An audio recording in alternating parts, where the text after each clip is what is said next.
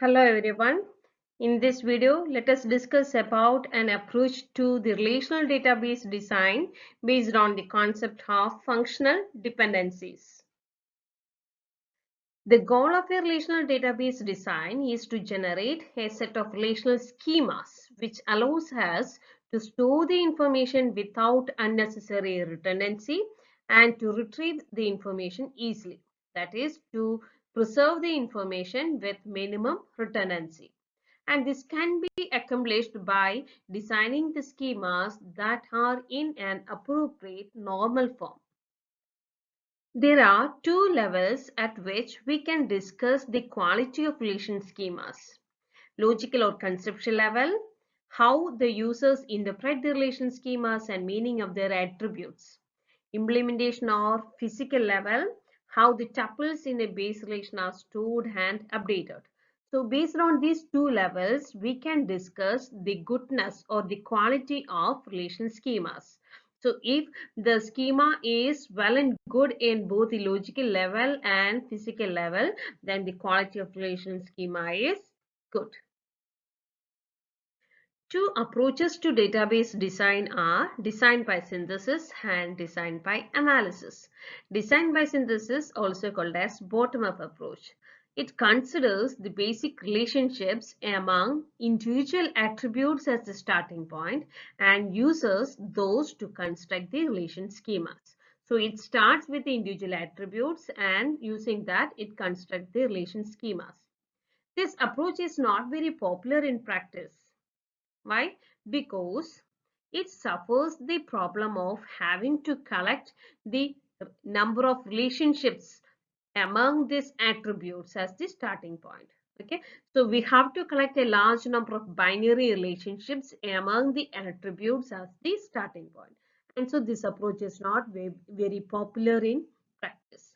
And the second method is design by analysis, also called as top-down method, where it starts with a number of groupings of attributes into relations that exist together naturally. In the case of bottom-up approach, it starts with individual attributes and later it collects the relationship between the attributes to form the relations, right? But in the case of design by analysis approach, top-down approach, it starts with a grouping of attributes into relations that exist together naturally. So these are the two approaches used in the database design. Ultimately, this database design produces a set of relations. Okay, and the goal of this design activity is to preserve the information with minimum redundancy. Now let's look into some pitfalls in relational database design. A bad database design may have the following undesirable properties. The first point is redundancy. That means the repetition of information. And the second point is inability to represent certain information. Now let us look into that second point, inability to represent certain information. Now let's discuss that point with an example. Here we are considering a table named as sales.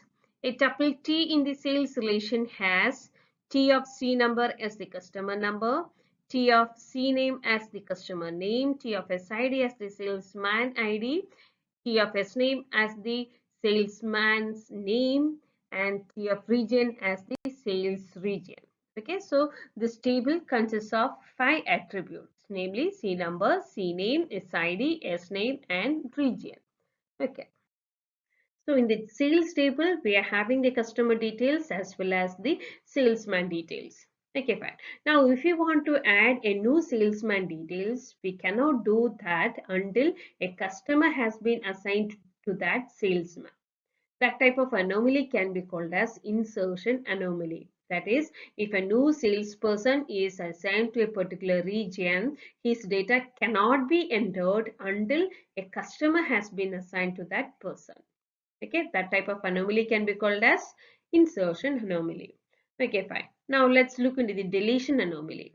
If you want to delete a particular customer details, then the associated salesman details also will get deleted, right? That is, if the customer number C001 is deleted from the table, we lose the information about the salesman Vinida, right? Then the third type of anomaly is modification anomaly. If the salesperson Peter is reassigned to another region, several tuples have to be modified. So such type of anomaly that occurs while modification happens is called modification anomaly. Another undesirable property that may occur because of this bad design is redundancy, right? The problems caused by redundancy are, the first one is redundant storage. So some information is stored repeatedly. So it needs more storage space, redundant storage. Second point is update anomalies. Since we are having multiple copies and if only one of such copy is updated, an inconsistency is created. Right. The third one is insertion anomalies. It may not be possible to store some information unless some other information is stored as well. That is, we cannot store the details uh, of the customer until we are having the details about the salesman also. So it is that type of anomalies can be called as insertion anomalies. Then the fourth one is deletion anomalies. It may not be possible to delete some information without losing some other information as well. That means we cannot delete the customer details alone because this customer is associated with the sales details also. So it may not be possible to delete some information without losing some other information. Such type of anomaly can be called as deletion anomaly. So these are the main problems caused by redundancy. Then now let's look into some design guidelines for relation schemas. The first one is imparting clear semantics to attributes in relations. That is, we have to design the relation schema so that it is easy to explain its meaning. We are not supposed to combine the attributes from multiple entity types and relation types into a single relation. We are not supposed to build a fat relation with so many of attributes. We need to have a simple relation schema which is very easy to explain its purpose. Then the second one is reducing redundant information in tuples. We have to design a base relation schema so that no update anomalies are present in the relations. So we have to try to avoid the update anomalies. So we have to design the base relation schemas such that no update anomalies are present in the relations. The third guideline is reducing the null values in tuples. When we are grouping many attributes together in a fact relation, it mostly ends up with many nulls. In our example, in the sales table, we are having the customer details as well as the salesman details. So if you want to enter the details about a customer, we have to have the details about the salesman. Otherwise, that particular attribute will be filled with null value, right? So when we are grouping many attributes together, it may ends up with many nulls. And this storage of nulls also takes storage spaces. So we have to avoid that. Avoid placing attributes in base relation whose values may frequently be null.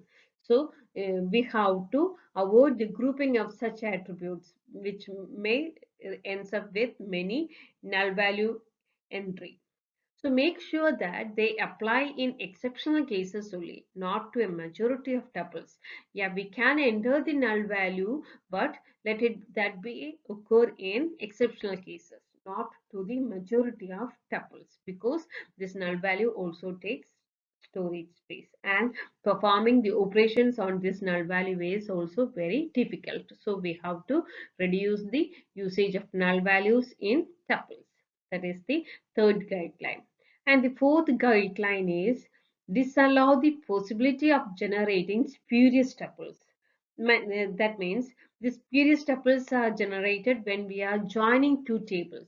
The natural join operation produces many more tuples than in original table, and these tuples are called as spurious tuples because these tuples represent spurious information which is not valid. So we have to design the relational schemas to be joined with equality conditions on attributes that are appropriately related. So if you are having a particular condition, only the tuples that satisfies the particular condition needs to be selected. Not all the tuples are uh, that means all the tuples need not be generated. Okay, so because this all the tuples, when we are joining, when we are joining two tables, we'll be getting a lot many tuples. That tuples can be called as spurious tuples, and these are why, because these tuples represent spurious information which is not valid. So while designing the relation schemas, we have to take care of that. We have to apply some equality conditions on this selecting these tuples. We have to apply these equality conditions on attributes which selects the required tuples. Okay. Now let's discuss about the decompositions. So many problems arising from redundancy can be addressed by replacing a relation with a collection of smaller relations. That means that the fat relation is going to be splitted into smaller relations. Okay. Each of the smaller relations contains a subset of the attributes of the original relations. So the original relation is splitted into smaller relations. So the smaller relation contains the subset of the attributes of the original relation. And this process is known as decomposition of the larger relation into the smaller relations. That means splitting up of the larger relation into smaller relations can be called as decompositions. Why we are using this decompositions? We are using these decompositions to avoid the problems that arises because of redundancy. Now let's look in an example. Here we are having hourly employees relation. We are given with some attributes: SSN, name, load, rating, hourly wages, hours worked. Okay, so these attributes, we are grouping these attributes into two. The rating and the hourly wages will be grouped into one table, and the rest of the attributes will be grouped into another table. Why we are not having this hourly wages also into our first table? Because if the rating is equal to 8, the hourly wages value is 10, right? So that value is common, that value is constant. So whenever we are having the rating value is 8, the hourly wages value will be 10. So that value will be repeated for all the tuples having the rating value as 8. So this redundancy, this repeated information can be avoided if you are grouping this set of attributes into two, right? So that is the purpose of having this decompositions. We can avoid the problems arises because of this redundancy with the help of these decompositions. A serious drawback of decomposition is that queries over the original relation may require us to join the decomposed relations. So the original relation is splitted, is decomposed into smaller relations, right?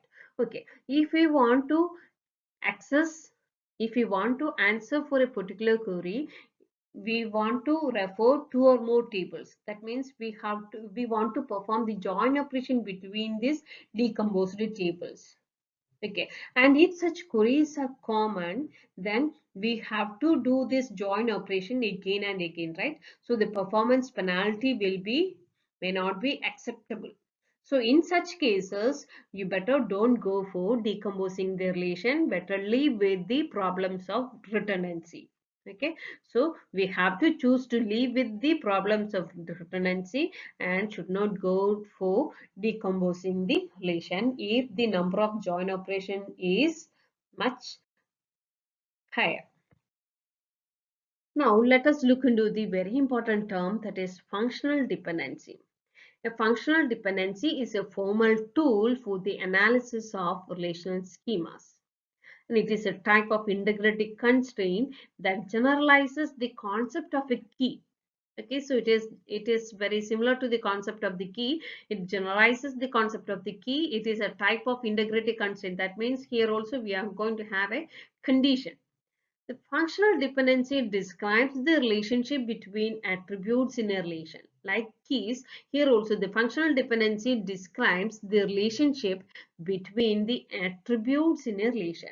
Let R be a relation schema and let X and Y be the non-empty set of attributes in R. So R is our table with two attributes, say X and Y. Okay, fine.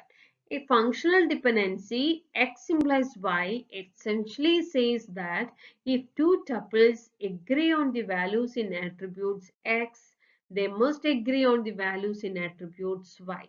X implies Y means each value of X is associated with exactly one value of Y.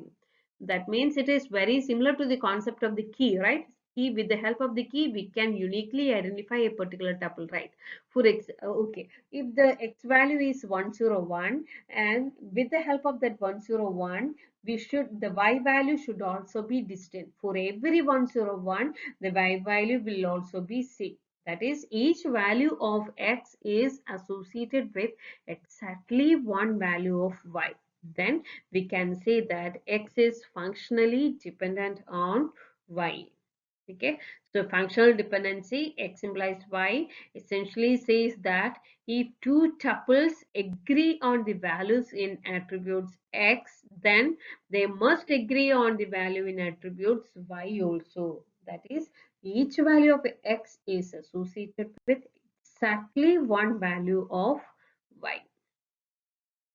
An instance R of relation R satisfies the functional dependency X and Y if T1 dot X is equal to T2 dot X, then T1 dot Y is equal to T2 dot Y. T1 and T2 are the two tuples in the relation R. X and Y are the two attributes in the relation R. Okay. If T1 dot X is equal to T2 dot X, then T1 dot Y should also be equal to T2 dot Y. Okay, so the formal definition for the functional dependency can be given as a functional dependency denoted by X implies Y between two sets of attributes X and Y that are the subsets of the relation R specifies a constraint on the possible tuples that can form a relation state of R. The constraint is that for any two tuples T1 and T2 in R that have T1 of X is equal to T2 dot T2 of X, they must also have T1 dot Y is equal to T2 dot Y. That is, for each value of X, the associated Y value should also be same. That is the condition on the tuples. Okay, so so X and Y, between two sets of attribute X and Y specifies a constraint on the tuples. Constraint on the tuples T1 and T2. What's the constraint? If T1 dot X is equal to T2 dot X, then T1 dot Y is equal to T2 dot Y. Okay, so this is the formal definition of this functional dependency. When a functional dependency exists, the attribute or group of attributes on the left hand side of the arrow is called the determinant. For example, in the given example, AB implies C. So that A and B are the determinants of C. So the left hand side of the arrow is called the determinant. Okay. Then a trivial FD means if the right hand side is a subset of the determinant. AFD X implies Y is said to be trivial if Y is a subset of X. The right hand side is a subset of the left hand side. Then we can say that FD is a trivial FD. Okay. So in our example, AB implies C. So that means for every combination AB, the value of C should be unique. For example, in the given table, A1, B1, the value of C is C1. The second row also A1, B1, then the value is C1 itself. A1, B2, we are having a different value, C2. A2, B1, the value is C3. So for every unique AB combination, we are having a unique C combination, C values, right? So then we can say that they are functionally dependent. Why can't we have it as AB implies D? Look at that condition A1, B1. We are having the value as in the first row, we are having the value as D1. But in the second row, we are having A1 for the combination A1, B1, we are having the value of D as D2, right? So if the value should be same, right? It should be unique, right? For every combination of AB, the value of D should also be unique. Then only we can say that they are functionally dependent. So the AB is not functionally dependent on D, whereas AB is dependent on C. If R represents an entity and the set X of attributes represent the key, then for any other set of attribute Y of R, X implies Y. This is because the key of a relation identifies a tuple and hence a particular instance of the corresponding entity. We already said that this FD is a generalized concept of key, right?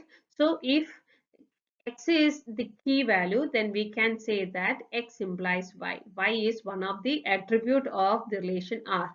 So this X can uniquely identify the other attributes of R.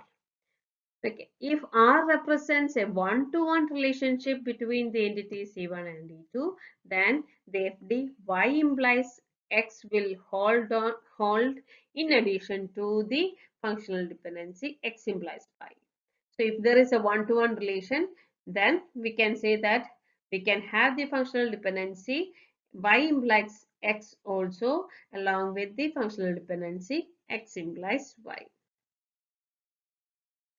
So if you are given with a table, can you identify the possible FDs from this table?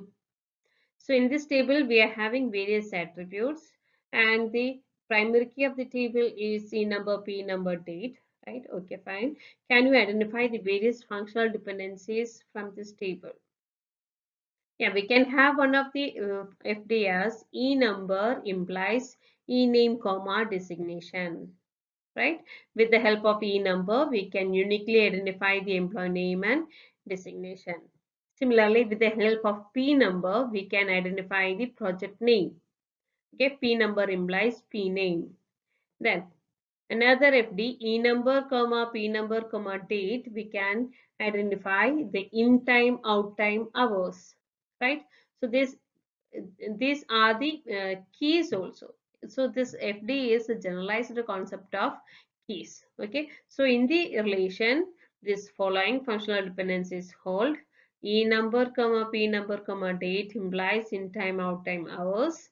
E number implies E name, comma, designation. P number implies P name. Okay. Now let's look into the types of functional dependencies. We'll be having three types of functional dependency: full functional dependency, partial functional dependency, and transitive functional dependency.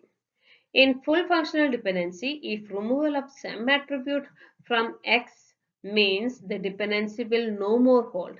That means the dependency will lost. So it cannot allow the removal of some value from X. Okay, so it will be fully dependent. Okay, if any value is removed, then the dependency will lost. Okay, that can be called as full functional dependency. Whereas in the case of partial functional dependency, if removal of some attribute may also happen, the dependency still holds. That means if the removal of some attribute doesn't affect the functional dependency, then such type of dependency can be called as partial functional dependency. So it is said to be partial if removal of some attribute from X, the dependency still holds. Then the third type is transitive functional dependency. If X implies Z and Z implies Y hold, then we can say that X implies Y hold. That is, a functional dependency X implies Y in a schema R is a transitive dependency if there is a set of attributes Z such that X implies Z and Z implies Y should hold. Okay, so such type of functional dependency can be called as transitive functional dependency. So in this video, we discussed about the concept functional dependency. Thank you.